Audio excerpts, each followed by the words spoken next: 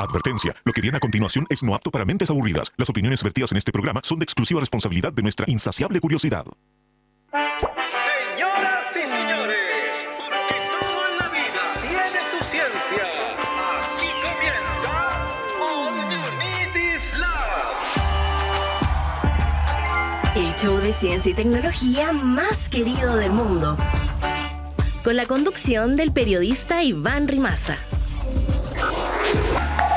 ¿Cómo está? Completamente en vivo. Empezamos nuevamente All You Need Is Love. Recuerda, desde el estudio 245 de Santiago Televisión tenemos un campo acá gigante, galpones y galpones de estudios de televisión. Nos cambiamos constantemente también por Radio Usach a las 11 de la mañana.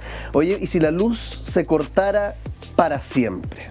Imagínate, viendo una serie, cuando de repente todo se apaga. Y no solamente en tu casa o en tu barrio, es en todo el mundo. No estamos hablando de un simple corte de luz, es el fin de la electricidad como la conocemos, para siempre. Es difícil que pase, la verdad. Tendría que, no sé, de repente cambiar la ley de la física o un error humano de proporciones mastodónticas, pero las primeras horas serían horribles. Imagínate, aviones cayendo, ascensores atrapados, los hospitales no podrían ocupar sus equipos de soporte vital y yo estaría preocupado de que no se me derrita el hielo del refri, naturalmente. Sería la preocupación inicial. A la semana empezarían después los problemas serios. Sin refrigeración, los alimentos se pudren, sin bombas eléctricas, el agua potable no es posible. Después de unos meses, nuestro estilo de vida probablemente retrocedería unos 200 años. Viviríamos, claro, como nuestros tatarabuelos, pero sin su conocimiento. Porque ellos, claro, sabían cómo cultivar cosas, cosechar, cocinar, sin buscar tutoriales en internet, pero nosotros retrocederíamos todo ese tiempo sin tener una pizca de conocimiento de cómo funciona el mundo sin electricidad. El medio ambiente también se afectaría. No hay consenso, eso sí, pero el planeta Tierra podría haberse beneficiado inicialmente por menor intervención humana. El tema es que quizá a largo plazo, quizá la humanidad vuelva a quemar madera, combustibles fósiles, porque ¿cómo reemplazamos la electricidad? Carbón, petróleo de repente podría ser una alternativa, y eso por supuesto que es ineficiente para sobrevivir, causando deforestación masiva y una contaminación incluso peor que la actual. Nos quedaría de repente, si queremos seguir siendo sostenibles, usar energía mecánica, como los picapiedras con sus autos, ¿no? Gran parte del conocimiento humano además se perdería. Todos los datos digitales, imagínate, desde fotos de guagua, que probablemente no es tan relevante para el conocimiento humano, pero hasta fórmulas científicas, desaparecería todo o quedaría derechamente encerrado en un disco duro que no podríamos leer. Hemos construido civilizaciones sobre algo tan invisible como el flujo de electrones, cuestiones que casi nadie entiende, y mientras más avanzamos, más nos olvidamos de cómo se sobrevive sin electricidad. En su momento sirvió para superar las limitaciones de la naturaleza, pero ahora nos domina. Me hace pensar en los egipcios y los incas que adoraban al sol, ¿no? Ra, Inti. Era su fuente de vida. Y nosotros, no somos tan distintos. Nosotros adoramos la electricidad, nuestra fuente de vida. Quizás somos menos místicos, pero todavía igual de frágiles. Empieza All You Need Is Love. Te escuchamos. Esto es Conexión Cuántica.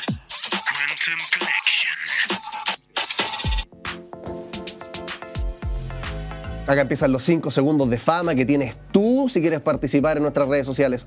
@Santiago Televisión, que es stgo.tv, @UsachOficial, @Diario Usach, @Radio Usach. Todas esas coordenadas las puedes encontrar en el QR que va a aparecer ahí en un ratito. Mira, ahí acaba de aparecer para que lo escanees con tu celular, porque la verdad es que tipear cosas parece que ya es cosa del pasado. ¿Quieres tener tus 5 segundos de fama entonces? ¿Qué es lo que hemos estado conversando? Preguntas como, ¿sirve de algo el botón del semáforo? ¿Tu salud mental afecta cómo hablamos? Y la última pregunta que te hicimos, ¿se debería teletrabajar cuando uno menstrua? Por supuesto, a las personas menstruantes va dirigida esta pregunta, que es la mitad de la población en la Tierra. Harta gente comentó. Vamos a ver los comentarios para que se hagan famosos, ustedes también famosas. Por esto mismo, dice una persona, mira, que largo el comentario, así que vamos hoy día a leerlo completo. Por esto mismo, se están tramitando 2 leyes de Chile que tienen que ver con dolores menstruales. Nos dice Endovaliente, @Endovaliente. Ley Endometriosis Chile, permiso médico por menstruaciones dolorosas. Esto a nivel país, dice, sería maravilloso poder contarles los detalles de estas leyes, donde el dolor menstrual, está hablando de la endometriosis, no es normal, pero 2 de cada 10 mujeres tenemos este diagnóstico. Podríamos visibilizar este diagnóstico. #Ley Endometriosis Chile. Era justo la conversación que estábamos teniendo ayer. No solamente ella pone sobre la mesa, asumo que es ella, este tema de la ley de endometriosis, pero conversamos en particular sobre la menopausia como los hombres, por ejemplo, que tienen 40, 50, 60 años, canas, son vistos como con más virtudes, ¿no? Más experiencia, más sabiduría, más capos, están en el pic de su carrera profesional, mientras que una mujer que pasa por la menopausia a esa misma edad, 50 años más o menos, es vista como en decadencia. Es un cacho, tiene un problema, hay que mandarla para la casa. Todo lo contrario, digamos, a cómo se ve, por supuesto, hay un sesgo de género ahí profundo porque vemos a nuestros cuerpos como que tienen que ser eficiencia al servicio de la máquina y el mercado 24/7, ¿no? Cuando de repente necesitamos un descanso y eso también es súper normal, súper natural. Nos decía también nuestra invitada ayer. Sí, otra persona ahí comenta, ya basta de soportar dolores y hacer como que no pasa nada. Que es finalmente lo que muchos empleadores, pocos de ellos mujeres por lo demás, no sé si incentivan o imponen un poco esta conducta de alguna forma, que es como, ya, sí, ya sabemos, pero oye, ¿qué te callás? Trabaja. Todo lo contrario, era lo que ayer estábamos conversando. Debería atenderse y mira, una iniciativa incluso podría ser decir, teletrabaje. Si es que, por supuesto, la naturaleza del cargo, como dicen, lo permite. Seguimos con más, ¿te parece? All You Need Is Love. Y ahora, ¿quién podrá explicarnos? La ciencia ficción, seguro has visto, porque está rompiéndola, una serie que se llama El Eternauta en Netflix. No vamos a hablar en profundidad, quizás la comentemos, El Eternauta, pero eso me hizo pensar harto sobre cómo imaginamos la ciencia ficción, cómo la creamos, cómo ha ido cambiando con el tiempo, y salió un libro muy interesante de Julio Rojas, guionista, entre otras cosas, de La vida de los peces, está acá sentado con nosotros, pero autor de El fin del futuro. Leámoslo. Mira, acá está. Me voy a poner a leerlo como Mauricio Israel, leí el diario en vivo. Acá está. El fin del futuro. Julio Rojas, muchas gracias por estar con nosotros. Gracias, Iván, por invitarme. Oye, cuéntanos un poquito, antes de hacerte preguntas más profundas, contexto, como alguien que recién está viendo este libro, no tiene idea de qué se trata y por qué lo quisiste escribir. Exacto. Está escribiendo una novela de ciencia ficción sobre el final de este decenio tan extraño, y las referencias que tenía para escribir empezaron a ser mucho más interesantes que el mismo libro que está escribiendo, así que preferí escribir sobre las referencias y sobre lo verdadero que viene. Y eso generó este libro, que es el fin del futuro, porque finalmente todo lo que concebimos como futuro hace muchos años, como que llegó ahora, así como que no queda más futuro. Y en la misma construcción de la ciencia ficción, que era como la reflexión que yo planteaba, y por algo estamos en un programa de ciencia hablando de esto, como la ciencia de crear ciencia ficción, y lo conversaba con los colegas, de hecho, antes de hacer la entrevista, tengo la percepción, y algo de eso esbozas tú en la introducción de tu libro incluso, que ha cambiado la forma en la que imaginamos el futuro, ha cambiado la forma en la que escribimos ciencia ficción. Quizás puede ser cherry picking, pero por ejemplo, tenemos los supersónicos de los 60, autos voladores, un futuro donde los robots nos atienden, todo hermoso, producción al máximo. En cambio, hoy día estamos viendo, no sé, The Last of Us, un futuro mucho más distópico. Parece que ya nos cuesta ver lo que antes veíamos como mucho más promisorio. Exacto. En lo que venía. Exacto, y de hecho esos son los géneros de la ciencia ficción que indican posibles escenarios que definitivamente se pueden ir cumpliendo, que el escenario es el escenario distópico, la distopía o biológica como Gattaca o el cyberpunk como Blade Runner, este universo medio extraño de plexiglass de los supersónicos, como tú habláis, que en el fondo no hay árboles, no hay nada, es producción y eficiencia robótica al máximo. Y luego hay otro género que casi nadie lo menciona, pero que es el solarpunk, que es un género donde está una especie de equilibrio, es el único género que termina bien, que es como un equilibrio entre el universo de la humanidad, el mundo animal, el mundo vegetal, como una especie de pero simbiosis. igualmente es distópico, de alguna manera, ¿no? Es distópico, pero sería la única versión como de una distopía que uno podría decir, ya, ok, si me van a atrapar en una distopía, prefiero la puerta C, que es esta. El solarpunk. El solarpunk. Pero sin embargo, pero teniendo razón, toda la ciencia ficción ha sido un motor que incentiva la búsqueda de respuestas de la ciencia, de la tecnología, como que alguien hubiera tirado una piedra y la ciencia va a buscar esa piedra, siempre un límite más allá. Claro. Lo curioso es que siento que aquello a lo que le va bien en ciencia ficción, a la ciencia ficción que le va bien, también de alguna manera reflejo de los tiempos. Claro, algunos hablan una palabra muy elevada, ¿no? Pero el zeitgeist, como el espíritu de los tiempos, ¿no? Sí. Entonces, producciones de ciencia ficción que les va bien, generalmente están reflejando, me da la idea, como es un poquito la temperatura, ¿no? A ver qué estamos pensando, qué estamos imaginando como sociedad. Exacto. Y, por ejemplo, el caso de Mary Shelley, que yo me gusta llamarlo Mary Wollstonecraft, que es el nombre verdadero de ella, porque el otro, el del marido, Mary Shelley, que hace Frankenstein. Y Frankenstein lo hace porque el espíritu de los tiempos de la época era la electricidad galvánica, la electricidad en el músculo estriado de ciertos mamíferos, como un sapo le ponían electricidad y los músculos estriados se reaccionaban. También descolgaban tipos que estaban ahorcados, le ponían electricidad y parecía que volvían a la vida y todo el mundo está enloquecido con lo que tú hablabas al comienzo, con esta cosa rara llamada electricidad.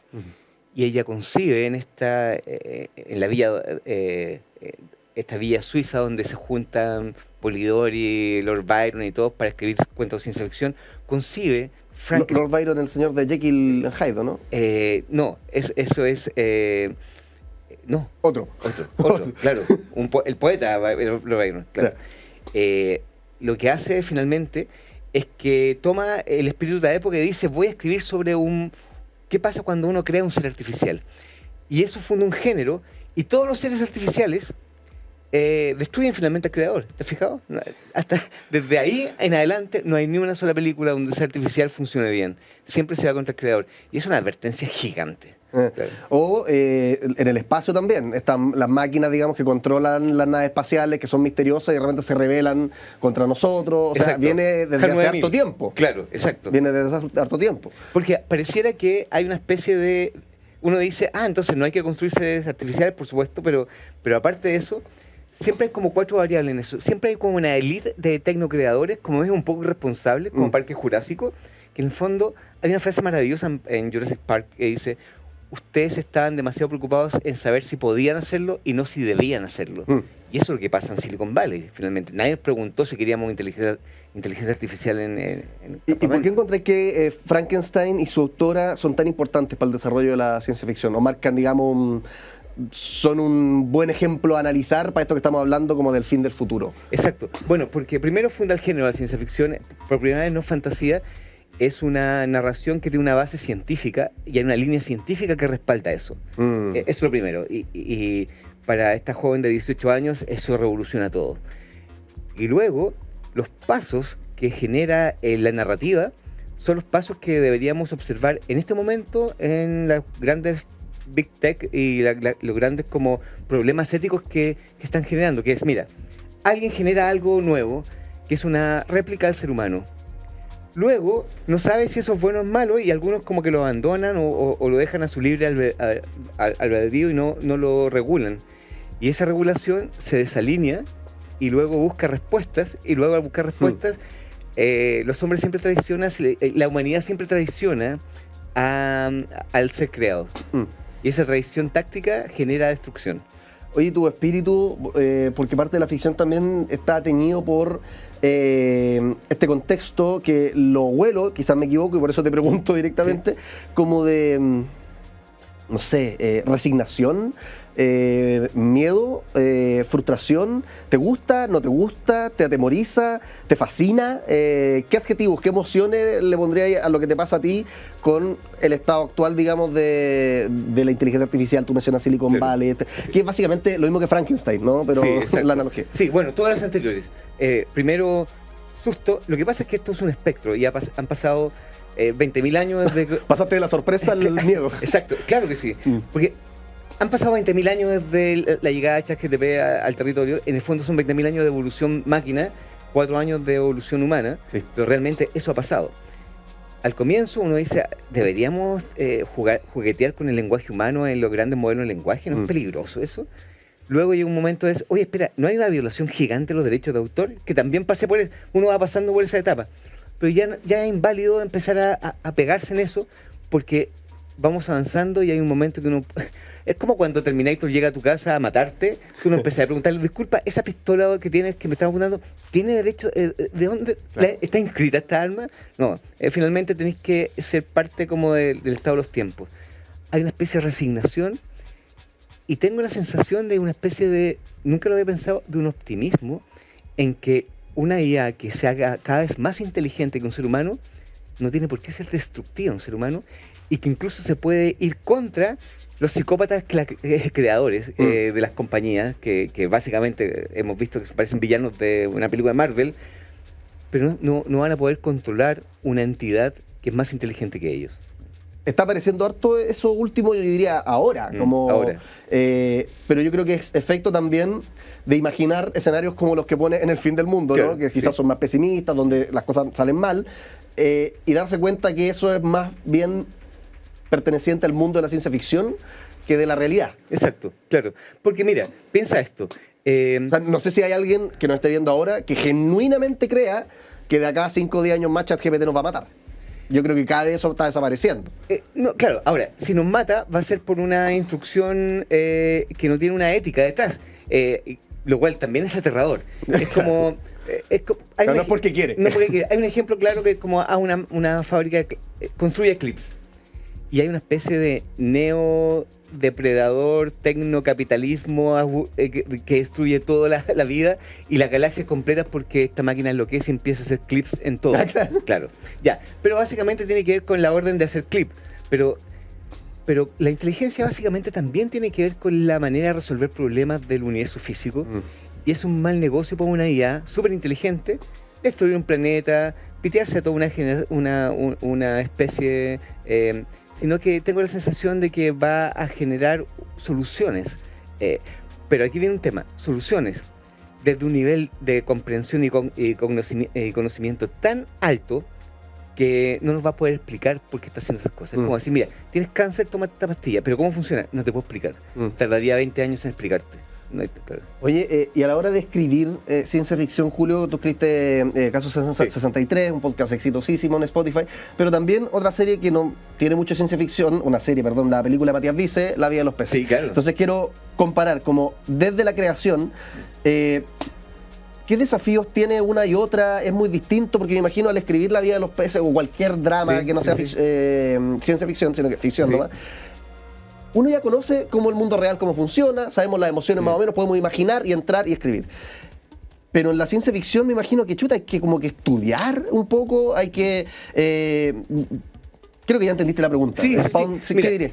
Primero, yo vengo del mundo más de la ciencia. Yo era dentista, o no sé si se puede decir que yo sigo siendo dentista, porque ya uno no deja de ser. Ya, yo soy dentista, trabajé en salud pública, trabajé con muchos epidemiólogos, trabajé en promoción. Hay como una base. Hay una base, ya. Y cuando hago drama, pero mira, la vida de los peces tiene una cosa muy de ciencia ficción, que yo lo sé, pero de hecho nunca lo he dicho, que básicamente la vida de los peces finalmente es un vórtex de dos posibilidades de vida. Un tipo va a una fiesta, se encuentra con el amor de su vida y decide, línea A, despedirse. Línea B, decirle, vámonos juntos y hagamos otra vida. Línea C, escapar de ella. ¿Te fijas que hay tres líneas? Una bifurcación súper de Caso 63 y súper como de teoría de mundos múltiples, donde cada decisión puede clonar un universo paralelo. Exacto, claro. Entonces, claro, la gente lo ve y es un drama. Básicamente no, es un dilema de transacciones y un dilema de líneas de tiempo. Porque al momento de... Yo estoy viendo y yo creo que te puede servir para Caso 63 y dar otro ejemplo, pero por ejemplo terminé de ver una serie que se llama The Pit, que es de urgencias. Ya, sí. Y yo digo, oye, pero la cantidad que tiene que estudiar, por supuesto tienen asesores, médicos y todo, pero insisto en el punto, como no es lo mismo escribir algo de la vida real, donde no hay cosas, digamos... que uno lo conoce, que tenés que poner, oxicocina, metafeta, no sé cuántito, 10 miligramos. O sea, el guionista tiene que pasar igual como hay un esfuerzo más, ¿no? Como, y los actores incluso también, porque no es lo mismo emocionarse con algo tan... que tiene tanta pertenencia y como un desamor, que emocionarse con ponerle una vacuna a alguien y que no funcione. Eso es como algo que escapa un poco a lo cotidiano. Sí, exacto. Como... Ringer lactato en epinefrina y pan. Claro, todo estresado. Entrar en ese mood de estrés requiere como saber qué es lo que sienten los médicos. Exacto, bueno, y eso que es una capa que se llama el ruido técnico, es parte de los géneros. Y hay ruido técnico en todo. El ruido técnico médico, ruido técnico de cuando uno ve Apolo 13 o uno ve una película de ciencia ficción. Y la gente está hablando cosas que ojalá uno no entienda, porque uno necesita comprender que alguien sabe más que uno.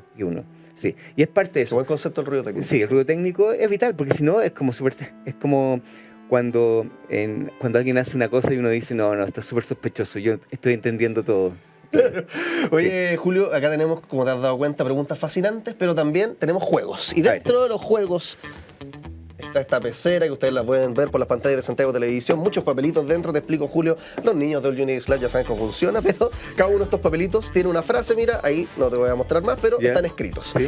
Son factos, reduccionistas, provocadores. Entonces Perfecto. la idea es que cuando yo saque uno de estos papeles, lo voy a leer a la cámara, si es que es una burrada, una locura, todo esto, por cierto, tiene relación con guión, distopía, ciencia ficción, lo que estamos hablando. Perfecto.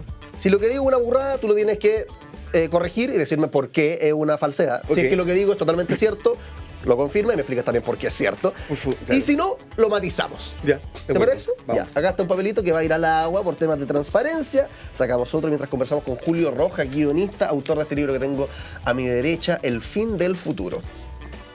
El guionista de Chile es un genio. ¿Qué dice el experto? Sí, es un genio en un género que es, como Monty Python lo estableció, una especie de absurdo que a veces toma ribetes como súper desaforados, fue como que alguien dice, se rompe la cuarta pared y todos vemos la situación, pero aún así nos da risa. Y también llega a niveles de drama, como las buenas comedias. Hay uno de los padres del psicoanálisis, Jacques Lacan, y tiene una frase que es muy buena y yo creo que podría profundizar porque con esto de ver Chile o la historia como un guión, dice, la realidad o la verdad tiene estructura de ficción. Claro que sí, exacto. No, definitivamente. Y de hecho, no, y fuera de broma, creo que como hemos visto mucha ficción, los humanos, frente a situaciones de estrés, representamos personajes de ficción. Y como representamos personajes de ficción, se genera una especie de campo de narrativo de ficción donde todos están generando su propio personaje. Entonces, conscientemente, todos sabemos que es una obra de teatro, todos sabemos que es una obra de ficción, pero la gente, los actores también lo saben. Entonces, si todos lo saben y el público lo sabe, ¿quién no lo sabe? ¿Hacia dónde está dirigida esa obra? Y encuentro hermoso ver la vida también, y eso encuentro también precioso de tu pega como guionista, que es como que todo es historiable al final. Sí. Y hay una frase maravillosa que a mí me vuela la cabeza, que es la frase número 1 que te enseñan en guión, que es, todos los personajes tienen la razón. Y cuando uno ve eso, te cambia el switch. Y es la potencia de la subjetividad de alguna manera, o sea, de Claro. entrar en la mente de esa otra Claro. persona que nunca vas a conocer por completo. Claro. Y es una pega que el guionista tiene que hacer, y bueno, es la idea que la gente que está viendo la serie la haga también, como de entrar en su mundo. Exacto, Y como generar desde un puente de empatía, claro. y desde su mundo todo tiene algo de sentido, todo tiene algo de explicación. Las horrorosidades que comete uno las logra entender desde Claro su que mundo. sí, porque no es que uno sea un psicópata para que te motive ver la vida de un psicópata, son súper atractivos. Pero claro, porque esa es la pega del guionista, generar ese puente. Bueno, lo que pasa con la serie de Dahmer, Jeffrey Dahmer. Claro, exacto. Y los grandes psicópatas del cine, los grandes asesinos, bueno, también la mafia, los buenos muchachos, El Padrino, claro, que si uno Claro, a uno le empieza a gustar el malo. claro que sí, claro, mucho más atractivo. Oye, volviendo al libro, me acuerdo que tuve una conversación hace poquito con un psicólogo y hablábamos sobre si es posible reemplazar a los psicólogos con ChatGPT, con la inteligencia artificial. Y terminamos la conversación con algo que yo creo que aplica también a esta conversación, que es como, mira, puede que conversemos en 2 años más y todo lo que hablamos ahora va a ser inválido. Sí. Porque va tan rápido el avance, no solo de la ciencia ficción en este caso, sino que de la tecnología, que quién sabe. Pero hagamos ese ejercicio. ¿Tú crees que en un año más vamos a seguir igual de pesimistas hablando del fin del futuro? ¿O de repente puede que volvamos a una relación más armónica con todo este panorama que tú pintas en la introducción de tu episodio, la tecnología, Silicon Valley, el poder? ¿Vamos a ser más optimistas o Ay. vamos camino al abismo? Ya, mira, yo creo que hay 3 pasos. Creo que estamos en una luna de miel con la IA. Todavía la gente está jugando, le pide canciones, a que le redacte sus correos. Sospechosamente la gente escribe mal, ahora escribe súper bien. ¿Te has fijado? Ya. Ok, se está generando esta especie de simetría donde uno está usándola bien. Luego creo que viene un periodo de descompensación donde alguien puede empezar a utilizar la IA con fines terribles y creo que vamos a llegar como un páramo bien terrorífico muy pronto. Y luego cuando la IA empiece a tener más evolución cognitiva, creo que se va a volver a producir una luna de miel beneficiosa para nosotros. Creo que vienen grandes inventos, erradicación de enfermedades, erradicación de las sombras de la humanidad, menos guerra. O sea, creo que una IA, como es dueña del ecosistema digital humano, puede evitar que alguien lance un misil a un lugar cualquiera. Puede generar una solución energética. Puede generar un nuevo material. Puede que venga una luna de miel gigante. Pero para eso tenemos que morder el polvo un poco, yo creo. Oye, Julio, estamos terminando y los guionistas algo que tienen que hacer harto es pichar su idea para que se las compren. Sí. A esa cámara, los gringos hablan del elevator pitch, Oh, sí, ¿cierto? Imagínate, te encuentras con la gente que nos está viendo en un ascensor, 15 segundos, ¿por qué tienen que leer El fin del futuro? Estamos en el futuro, viene un tsunami, el tsunami nos puede pillar desprevenidos, este es un manual para evadir, capear la ola gigante, y si lo lees, puede que no te ahogues. Julio Rojas, guionista, autor del Fin del Futuro, un aplauso, mira, de nuestro público virtual de inteligencia artificial. Por lo demás, porque ya lo estamos reemplazando con todos los seres humanos. Seguimos con más. Oye, Julio, muchas gracias por estar en el programa. Gracias. Seguimos con más All You Need Is Love. La máquina del tiempo. Viajemos a una época en la que, al igual que hoy, cosechábamos y comíamos lo que cosechábamos, pero era muy distinto. ¿Cómo era la agricultura en la antigüedad? Partió, y me encanta esta máquina del tiempo porque en general hablamos, por ejemplo, cómo eran las camas, cómo era el transporte público en la antigüedad, y nos remitimos a fechas, no te voy a decir recientes, pero, no sé, 3000 antes de Cristo, 5000. La agricultura es, o sea, desde que los humanos somos humanos, ¿no? Partió, ¿qué iba a decir? Desde que los peos son hediondos. Así dice la gente en el campo, ¿no? Desde que los humanos son humanos que hay agricultura, y más o menos desde el 10.000 antes de Cristo partió la agricultura, partieron transicionando sociedades cazadoras, recolectoras, a comunidades agrícolas con la domesticación de plantas y animales. Herramientas de piedra se empezaron a ocupar en todo esto de la agricultura. Estamos hablando 10.000 años antes de Cristo. Herramientas de piedra pulida como hachas, azadas para preparar el suelo, la cosecha, sistemas de irrigación, aunque no lo creas, ya mucho antes de la tecnología que comentábamos recién, ya habían sistemas más o menos inteligentes, podríamos decir, con la inteligencia de ese entonces, de irrigación, canales que dirigían el agua hacia los cultivos, especialmente en regiones como Mesopotamia y Egipto. Entonces hablábamos de cultivos básicos, cereales principalmente trigo, cebada, fundamentales en las dietas de las primeras civilizaciones agrícolas. Desde el año 0 en adelante, podríamos decir, o en particular desde la Edad Media en adelante, se empezó a modificar y a lograr varios avances en esta área. El arado pesado, por ejemplo, llegó en la Edad Media. Se implementó el arado de vertedera, que era capaz de remover suelos cada vez más profundos, más pesados, más difíciles, mejorando la productividad agrícola. El collar de caballo, por ejemplo, se introdujo. La introducción del collar rígido le permitió a los caballos arar sin restricciones respiratorias, reemplazando en parte la tracción bovina que se estaba ocupando hasta el momento. Rotación trienal. Mira, estamos aprendiendo sobre agricultura. Yo nunca creí que sabría tanto sobre este tema. Era un sistema que dividía las tierras en 3 secciones para alternar cultivos y barbecho. De esta forma, entonces, manteníamos la fertilidad del suelo y no lo estábamos explotando y exigiendo constantemente sin parar. Se expandieron también las tierras cultivables, se desmontaron bosques, se drenaron pantanos para poder aumentar la superficie agrícola disponible, porque cada vez necesitábamos más tierra. ¿Qué es lo que pasa en la actualidad? Te darás cuenta que al ampliar tanto lo que necesitamos para cosechar, surgió la duda de la sostenibilidad, ¿no?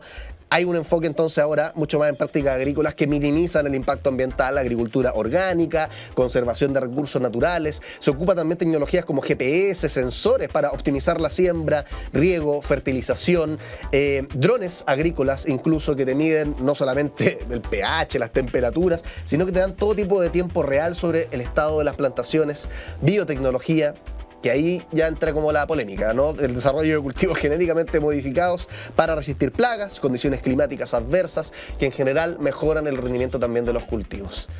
¡Wow! Desde el 10.000 antes de Cristo, entonces, ocupando piedra para ordenar nuestros cultivos, haciendo zanjas, canales para redirigir el agua, hasta mutaciones genéticas, biotecnología. Mutaciones, quizás se enojaría un biotecnólogo que ocupe esa palabra, pero jugar ahí con los genes de aquello que cultivamos cuando antes quizás ni lo imaginábamos. Vamos a una pausa, ¿te parece? Y seguimos con más All You Need Is Love. Hagamos la corta. Ciencia al paso.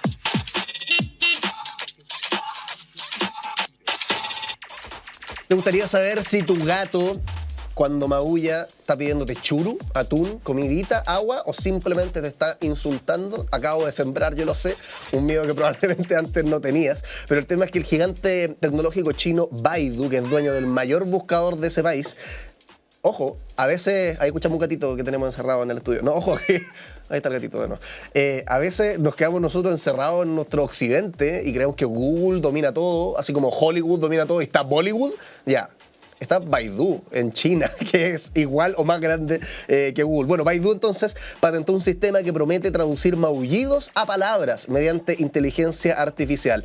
Ahora, ¿qué tan preciso es todo esto? Sabemos que la inteligencia artificial se entrena y solamente predice y no necesariamente lo que traduzca va a ser 100% fidedigno, ¿no?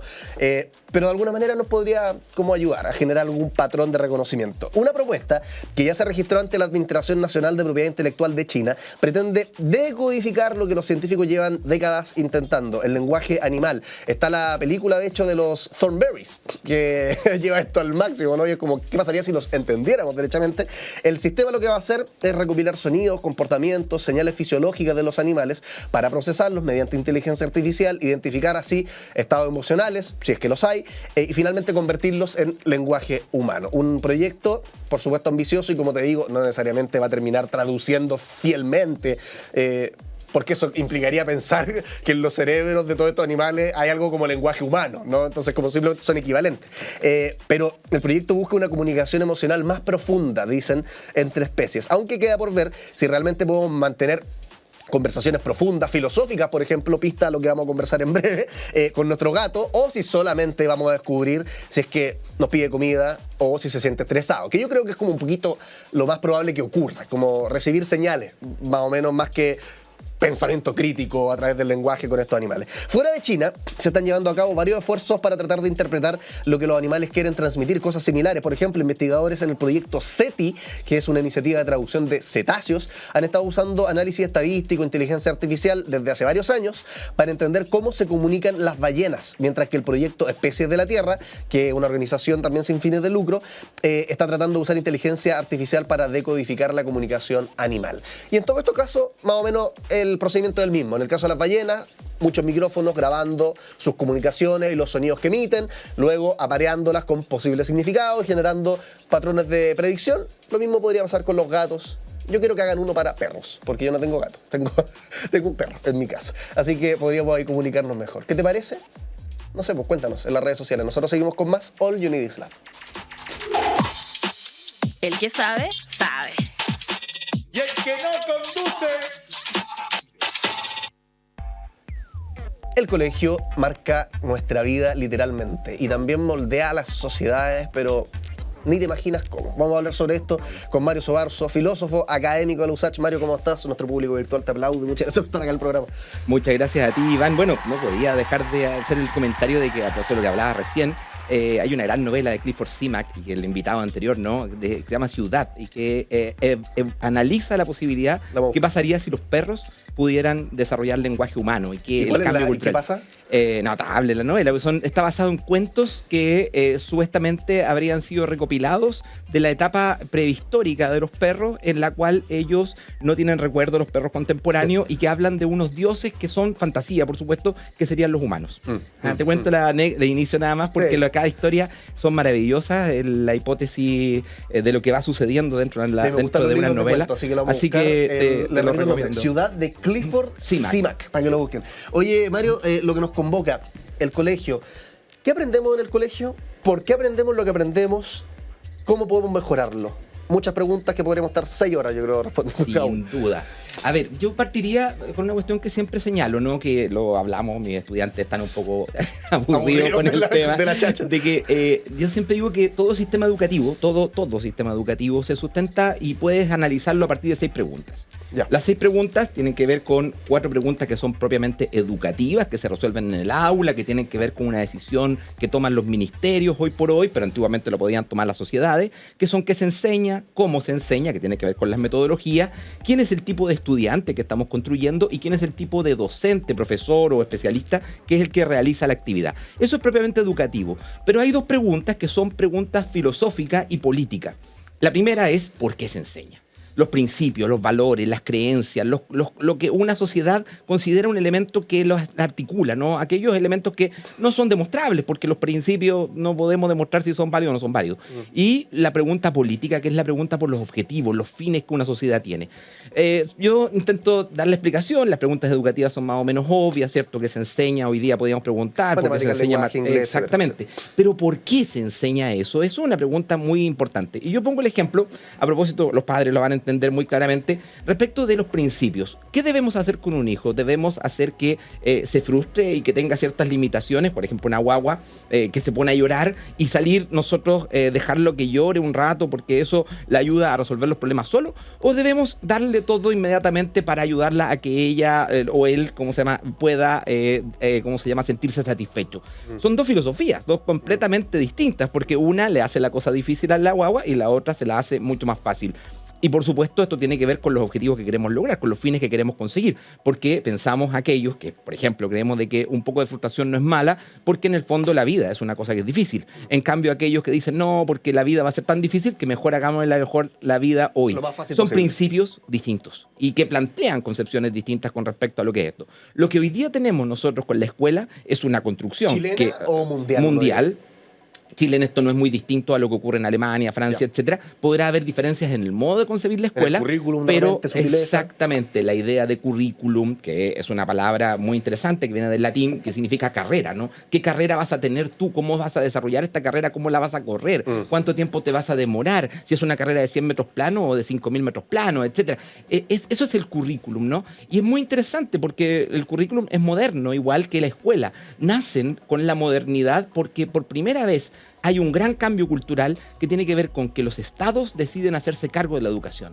Antes lo que se hacía cargo era la sociedad, era la familia, eran los grupos intermedios, la Iglesia Católica, etc. De pronto el Estado dice, vamos a hacernos cargo de la educación, y ojo, porque en un principio el Estado dice, hacernos cargo de la educación significa comprender de que si nosotros no nos hacemos cargo, perdemos competencia con otros estados que tienen énfasis puestos en la educación. Y esto va a llevar a que los estados primero planteen que la educación es un privilegio de ellos para poder educar a sus ciudadanos, para ser más competitivos y para controlar además los sistemas estamentales que en la sociedad medieval eran muy fuertes y mantenían controlada la población.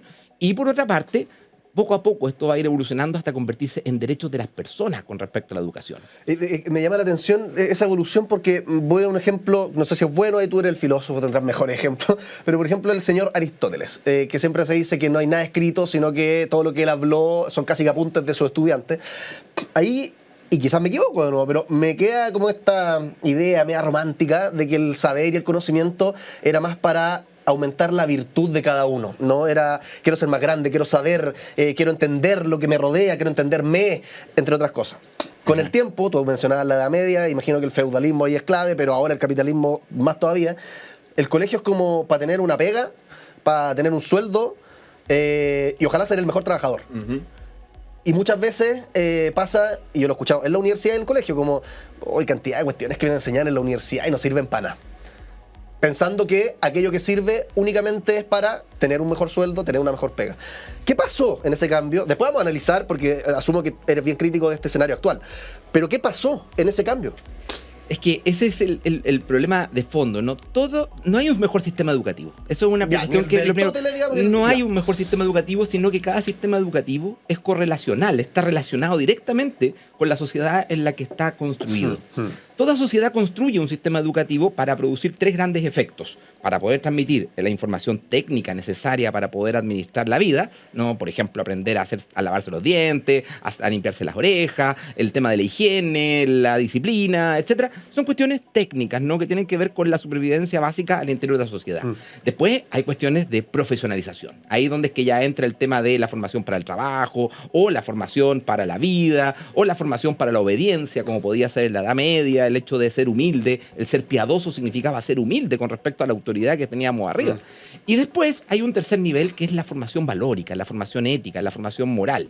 ¿Y qué es lo interesante? Que en el mundo antiguo lo central era esto último. No era tanto lo técnico, que podíamos compartirlo hasta con los animales. A un animal se lo entrena, ¿no? No era tanto el trabajo. ¿Por qué? Porque el que se educaba era una persona que tenía esjolé. Esjolé es la palabra griega para ocio. Y lo que tenía era ocio, no iba a tener que trabajar. ¿Por qué? Porque los que trabajaban eran los esclavos. Los que trabajaban eran los siervos, esos eran los que trabajaban. ¿Y ellos no se educaban? No se educaban. O si tenían educación, que hay que recordar que la palabra paidagogos, pedagogo, que usamos nosotros hoy día, era un esclavo. Y significaba literalmente el que llevaba al niño a la escuela, porque agogué era dirigir, era llevar. Entonces lo tomaba de la mano y llevaba al niño a la escuela. Era un esclavo. Y es interesante porque muchos de esos esclavos se educaban y posteriormente la sociedad romana, mucho más fuerte todavía que en la griega, eran quienes actuaban de preceptores justamente de los hijos de la élite. Pero eran personas que eran considerados como máquinas parlantes casi. No tenían la capacidad ética para tomar decisiones. Y esto es muy interesante, como tú decías, citabas a Aristóteles. Aristóteles en el libro La Política, en el libro 1, ojo, porque el libro, como tú decías, el 7 y el 8, el libro 7 y 8 de La Política son sobre educación. El final del 7 y el 8 completo está dedicado a educación.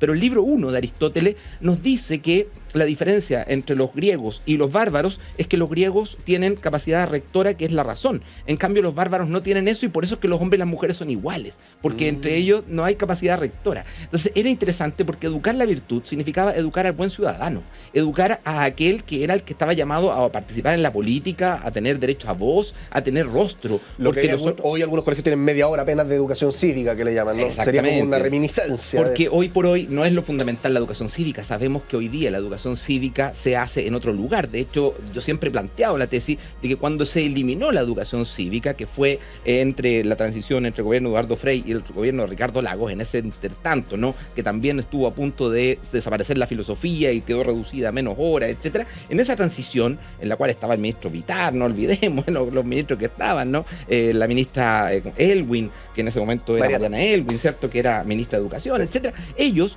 pensaban, y con el apoyo justamente de Christian Cox, que era el jefe de la unidad de currículum y de evaluación, de que todo el currículum tenía que ser en educación cívica, que todo el currículum era un currículum filosófico. Y todos sabemos muy bien que cuando es que esto es así, cuando es que uno dice todo es, significa que nada es. Y que tiene, a ver, tiene algo de válido, porque por ejemplo está la gente que dice todo es político. Claro. Que puede ser cierto. Pero desarrolla un poco más, como por qué el decir todo es, que insisto, puede ser cierto, todo es político, todo es político. ¿Por qué decimos invitarte a ti y no a otro filósofo? Es política la decisión editorial incluso. Pero ¿qué pasa al decir todo es, nada es? Es que ese es el tema. No todo es político. Y yo siempre soy muy rechazo a esta hipótesis que se ha instalado y que la asumimos como estas otras cosas, ¿no? Que, no, mira, ¿cómo se llama? La violencia siempre es mala, etcétera. Son conceptos que están naturalizados, que se empiezan a instalar y que son erróneos. ¿Por qué? Se dice que hasta comer es político. Porque, por supuesto. Porque justamente lo que queremos hacer es sacar esta diferenciación entre el espacio de nuestra privacidad, que es un espacio que no es político, y el espacio de lo propiamente político. Cuando todo es político, significa que ya no podemos entonces tomar ninguna decisión sin pensar de que va a tener afectaciones al resto del mundo. Y eso es mentira. Claro. Si cuando yo estoy comiendo, lo que estoy haciendo es simplemente establecer una relación con mi cuerpo en la cual yo puedo decidir si quiero darle énfasis al placer, por ejemplo, comiendo algo rico, o si quiero darle énfasis a la salud, comiendo algo saludable. A lo mejor hay puntos intermedios, a lo mejor hay otras miradas, incluso con respecto a la comida, por ejemplo, la mirada que puede tener el mundo oriental, donde es que hay que tratar de darle alimentos cálidos y alimentos fríos, el yin y el yang, tratando de dar esta imagen de una filosofía.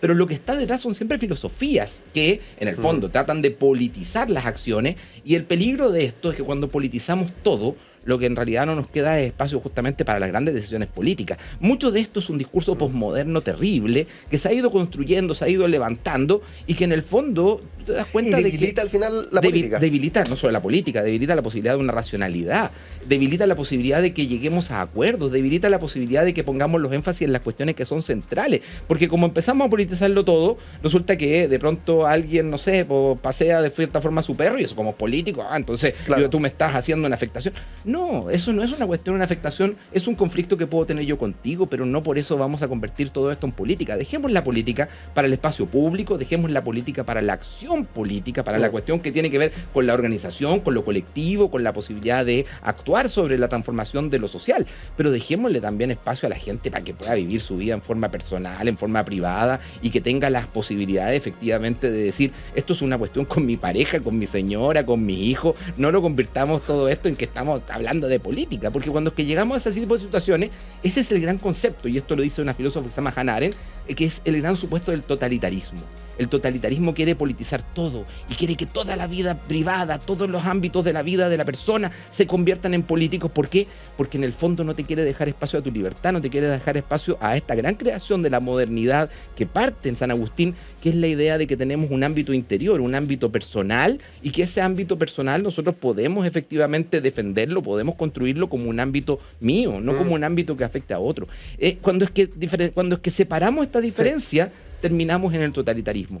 Todos los sistemas totalitarios, y el mejor ejemplo es la Alemania nazi, donde es que había educación a las mujeres para cómo hacer la cama, cómo ser buenas madres, cómo ser buenas esposas, cómo vestirse. O sea, cuestiones donde es que tú te involucrabas en temáticas que debieran ser del ámbito del desarrollo personal y se terminaban politizando. Eso es fascismo. Ahí llegamos directamente al fascismo. Y eso es un gran peligro que creo que tenemos nosotros hoy día, porque nos hemos olvidado en el fondo que tenemos que permitirle a la gente el desarrollar aspectos de su vida que no tenga que sentir de que en el fondo está tomando decisiones por todo el mundo. Porque si no, terminamos angustiados, terminamos con una sociedad donde que cualquier cuestión termina siendo peligrosa. Oye, Mario, acá tenemos, como te has dado cuenta, preguntas fascinantes, pero también tenemos juegos. Y uno de los juegos que tenemos es esta ruleta que está aquí.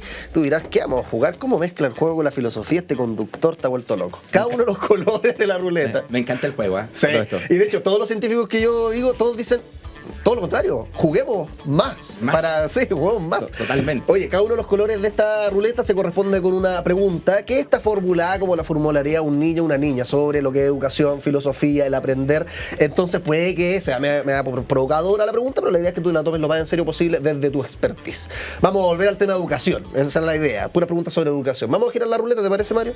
A la cuenta de 1, 2 y 3. Ahí escuchamos el sonido de la ruleta con Mario Sobarzo, filósofo académico de USACH, hablando sobre educación, y termina la ruleta en el color rojo ladrillo. ¿Qué pregunta corresponde con el rojo ladrillo? La siguiente. ¿El colegio nos enseña a ser esclavos? ¿Qué dice el experto? Yo creo que hoy por hoy algo de eso es real. No digamos, porque estas afirmaciones son muy taxativas, no decir, bueno, nos enseña a ser esclavos. Sí, en muchos aspectos nos enseña a ser esclavos. Pero volvamos a la definición básica de lo que es ser esclavo. Hoy día la escuela debiera ser un espacio que diera o hiciera referencia directa a su nombre, ¿no? A la escolea, al espacio de ocio. Y nos damos cuenta que es exactamente lo contrario. Cuando Aristóteles define al esclavo, dice, el esclavo es el que no es dueño de su tiempo. Y como construimos nosotros el sistema escolar, está construido como un sistema que te quita el tiempo, que está todo, como cuando tú hablabas del currículum, ¿no? El currículum se creó para controlar los espacios del movimiento, del tiempo, de la forma de organizarse, de sentarse, de la forma de las relaciones humanas posibles dentro de lo que hay que aprender, lo que no hay que aprender, todo. O sea, te controlaron de tal forma la vida, que es muy razonable. ¿Por qué? Porque, por ejemplo, un joven antiguamente tenía que utilizar uniforme o jumper porque se iba a tener que integrar a trabajar en una oficina. O sea, tenía que incorporar la corbata desde niño. Era, claro, durante mucho tiempo esto fue construido bajo modelos conductistas. Ahora, ¿significa eso que todos los sistemas escolares son iguales? ¿Significa eso que todo el espacio escolar es un espacio de control? No, porque justamente, como dice Foucault, donde hay control hay resistencia. Cuando no es un totalitarismo, cuando no estamos justamente en el control total. Ahí no hay espacio para la resistencia, porque ante la mayor resistencia te pegan un balazo. Oye, Mario, tú mencionabas hace un ratito la moral. Y yo me pregunto dos cosas. Uno, ¿se puede enseñar la moral en el colegio / debería enseñarse? Y lo otro, a propósito de la moral, que siempre se asocia al bien y el mal, siento que también hay harto de mal escondido en esta estructura que tú mencionas, pero no es visto como mal, es visto como bien. Ahí, dejo en la bandeja la provocación. La escuela siempre enseña la moral. ¿Por qué? Porque el término moral, desde sus orígenes, significa estar relacionado con las costumbres. Y la costumbre tiene que ver con aquello que somos, ¿no? El hábito. De hecho, no es casual que mucho tiempo después sociólogos como Bourdieu hayan hablado del habitus para caracterizar estos elementos de clase que son los que nos determinan y que son inconscientes incluso para la propia persona que lo habita ese habitus, ¿no? Por ejemplo, el saber reconocer los servicios cuando uno va a un restaurante y las copas. Claro. Eso es un habitus que marca tu condición de clase, ¿no? Si eres de clase alta o no eres de clase alta. Eso es un habitus y es casual que en el fondo todo el sistema escolar está hecho para transmitir estos costumbres, estos elementos, estos hábitos, de forma hasta inconsciente. Porque cuando es que nosotros éramos chicos... que en la pizarra pongan, esto está bien. Exactamente. Te lo traducen en un montón de prácticas, de formas de comportamiento, de juicios que hacemos en forma que van al pasar, ¿no? Con respecto a cosas que uno ni siquiera se da cuenta. Muchas veces, que esta sala parece un chiquero. Cuando uno dice algo así, lo que está señalando es relacionar el a orden los niños es deseable. Y a los niños con los chanchos. O sea, está señalando directamente que ustedes son unos chanchos. O sea, no es menor. Las metáforas no son menores en el sistema escolar, y por eso es que en el fondo se transmiten estas costumbres, se transmiten estos hábitos. Ahora, esa es una dimensión, porque hay dimensiones dentro de la escuela que tienen que ver con elementos anómicos, elementos de ruptura. También el joven aprende en la escuela a organizarse. No es casual que en el gobierno de Eduardo Frei Montalva, ¿no? El Eduardo Frei padre, se haya implementado a nivel escolar lo que es los consejos de curso, y que se haya aplicado un proyecto que era originalmente nació en el Manuel de Salas, que era un colegio experimental, esta idea de las escuelas normales que transmitían lo que era común y corriente, el hábito nuevamente, versus estas escuelas experimentales que tenían que ir constantemente renovando, ir viendo qué es lo que funcionaba, ir probando, y desde ahí tratando de construir un sistema educativo. ¿Por qué? Porque los sistemas educativos, como te digo, siempre son correlacionales con la sociedad, y las sociedades van cambiando. Entonces, ¿cómo la sociedad puede saber qué elementos son positivos, qué elementos son los que van cambiando? Y un elemento no menor del año 2006, cuando la sociedad chilena vio el pingüinazo, ¿no? Vio este levantamiento de los estudiantes pingüinos, se encontró con una forma de organización democrática que era asambleísta, una forma de organización democrática donde habían voceros y no donde habían representantes, etcétera, y descubrió que había otra forma de democracia. Fíjate que más o menos 19 años después, hoy día ese modelo de democracia se ha vuelto muy común a nivel social. Lo practican los jóvenes, lo practican las organizaciones sociales, etcétera. ¿Por qué? Justamente porque comenzó en el sistema escolar y desde ahí se permeó al resto de la sociedad.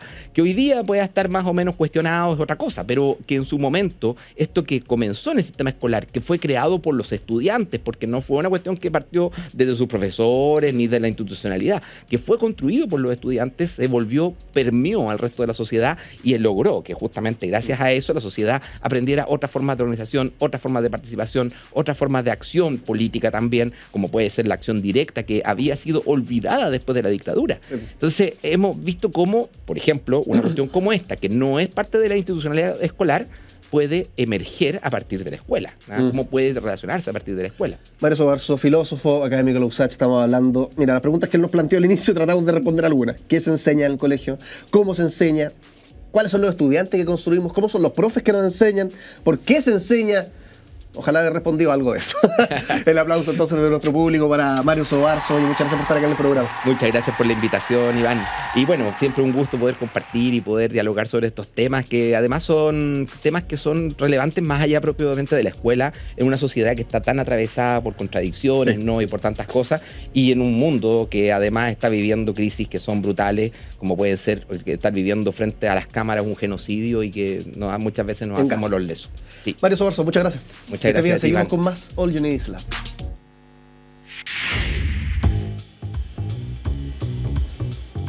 Se acabó. Esto es como, ya que estamos hablando del colegio, graduarse de cuarto medio de alguna forma. Cada vez que termina All You Need Is Love, nos graduamos y tenemos conocimiento nuevo en nuestra cabeza. Hoy día, por ejemplo, estuvimos hablando sobre la ciencia de crear ciencia ficción. Cómo imaginamos mundos distintos al nuestro, cómo ha ido cambiando. Los mismos mundos que imaginábamos, las mismas distopías, el mismo futuro que creemos que iba a existir en los 50, 60, supersónicos, por ejemplo, lo seguimos imaginando. Hoy día somos más pesimistas, menos pesimistas, más creativos, menos creativos. Puedes revivir la conversación con Julio Rojas, va a estar ahí en nuestro YouTube, en distintas plataformas, repeticiones, etc. Y recién estamos hablando sobre el colegio. ¿Qué aprendemos en el colegio? ¿Por qué nos enseñan lo que nos enseñan en el colegio? ¿Cómo son nuestros profesores? ¿Qué tipo de estudiantes salen de los colegios actualmente? ¿Cómo ha cambiado también en la historia? ¿Es lo mismo educarse hoy que educarse en el año 0, por decirte algo? Claramente no. Es fascinante toda esta conversación. Como siempre, nos puedes seguir en nuestras redes sociales, y recuerda, lunes a viernes 11 de la mañana, completamente en vivo por Santiago Televisión y Radio USACH. Nos encontramos en otra. Que estén muy bien. Chao, chao.